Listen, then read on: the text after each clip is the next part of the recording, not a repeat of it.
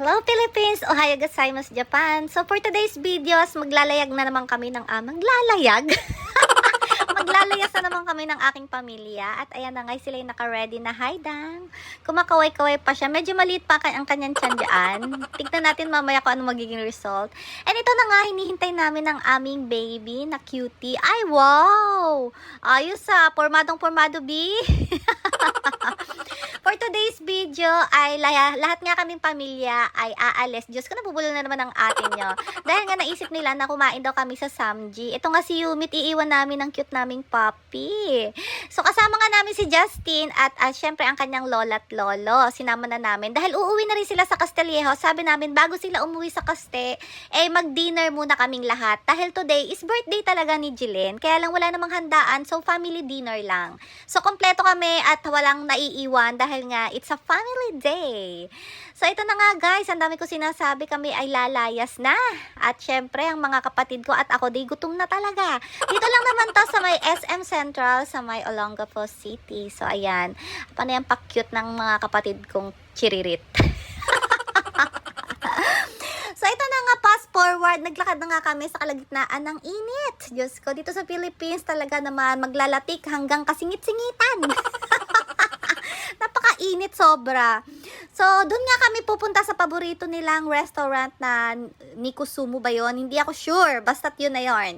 So, dito na nga on the way kami. Nagmamadali na dahil nga gutom na talaga ang mga people. So, it's already 5:30 p.m. here sa Pilipinas. So, dahil dinner time, talagang ganitong oras kami sumadya dito sa mall. At ito na nga sabi ng kapatid ko, ate, doon tayo sa yung may kasamang eat all you can ng puro beef. So sabi ko, sige, bahala kayo sa buhay nyo, anong choice nyo, okay lang. Actually, tuwing umuwi ako ng Pilipinas, lagi nila ako niyayaya dito. Kasi nga, mahal nga daw. Kung sila ang magbabayad, hindi daw nila afford. I mean, afford naman, kaya lang, hindi naman, syempre, sasapat yun. Diyos ko, magkano bang sahod sa Pilipinas? 600 pesos? 550? Magkano ang Samji? 550. So, parang one day na sahod mo yon. So, here we are. Andito na nga kami sa Sumuniko. So, ito na nga. Naburaot na ako ng pamilya ko, which is, I'm happy kasi magkakasama kami. Ayun na nga si Obet, pil na pil. Tuwang-tuwa nga yung mama sa kanya. Anong ginagawa mo dyan? Hindi niya alam na nakikinig yung matanda sa kanya at naloloka. So, dito nga to sa Sumuniko, sa may central first floor lang. And, andito na nga kami lahat, waiting sa aming order. So, pinapaliwanag ni Jillian kung ano yan. And, of course, 559 for head ang isa. Tapos, unli na yan. Unli beef, unli pork, unli etc. Lahat is unli na siya for only 559 pesos. Then, meron ka nga lang chechikan dyan. Tapos, click mo lang yung button, lalapit na sa'yo ang mga server. Susulat mo lang kung ano yung order mo. So, dito yung paborito nila. So, dito kami nagstay. At ayan na nga mga kanguso. So, syempre dahil gutom na ang mga tao, sabi ko nga sa mga kapatid ko, sulitin nyo ang ating binayad. Dahil unli naman yan. So, eat all you can. Bahala na kayo sa buhay nyo. After ko nga ma-explain, ay sinabi ko na mag-order na sila at nang kami makakain na. Fast forward ulit mga kanguso at ito na nga, yan ang aking family. Kompleto kami. Yan ang nanay ni Maki, sila tito and tita. Ayan si Hana. And ang mga sisterette ko, syempre nandiyan dyan. At ginawa nga pala nila akong taga-ihaw. Actually, na-enjoy ko naman ang foods dito. Especially yung beef ay masarap naman talaga. So, nakapokus lang talaga si Sarandang sa pagluluto dahil gutom na gutom na. Sabi ko, maganda, himingan nyo yung pagkain nyo dahil sayang naman yung binayad natin kung malulugi tayo. At doon nga sa bandang dulo, andun ang baby namin, yung mga kids, tsaka si Ped, si Jillian. Diba? Nakaseparate kasi hindi naman kami kasya sa isang long table lang. So, talagang nakaseparate doon sa bandang dulo. At ako naman dito, ang atin yung taga-ihaw. Diyos ko naman. Hindi rin naman kasi ako mahilig talaga sa yakiniku dahil siguro sawa na rin ako sa Japan. And beside, much more on vegetable and fish talaga ako. Kumakain pero hindi ko siya hilig, 'di ba? Pero I recommend na masarap talaga ang meat nila dito kasi malambot yung mga beef and pork. And of course, napakasarap din ng miso soup nila, yung miso shiro soup. Ayan, yan yung tinira ko talaga niyan. Tsaka yung mga vegetable nila, fresh. Kaya nag-enjoy din ako kahit paano. Kahit hindi ako malakas sa meat, nag-enjoy naman ako sa dami ng mga dishes nila at saka ng mga vegetable na offer. Especially yung soup, napakasarap. Parang siya, para siyang katulad ng nasa Japan na miso shiro soup. So, nag-enjoy lang kami sa aming dinner today kasi today is birthday ni Regeline. Ayun, si Reg, nasa dulo, busy-busy kakakain. Alam Alam niyo mga kanguso, syempre once a year lang naman tayo sa Pilipinas. So, usually I spend my time with my family. Hi, baby!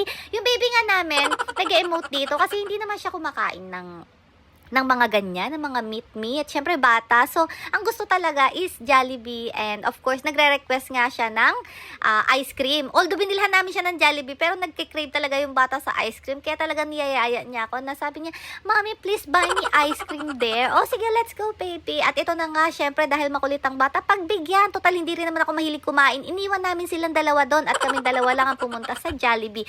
Para lang mapagbigyan ng crave ng aking baby. Dahil yan nga si Jollibee. Gustong-gusto niya yung sundae ice cream dyan, yung maliit. So, pinagbigyan lang natin ng chikiting. What? Wait lang.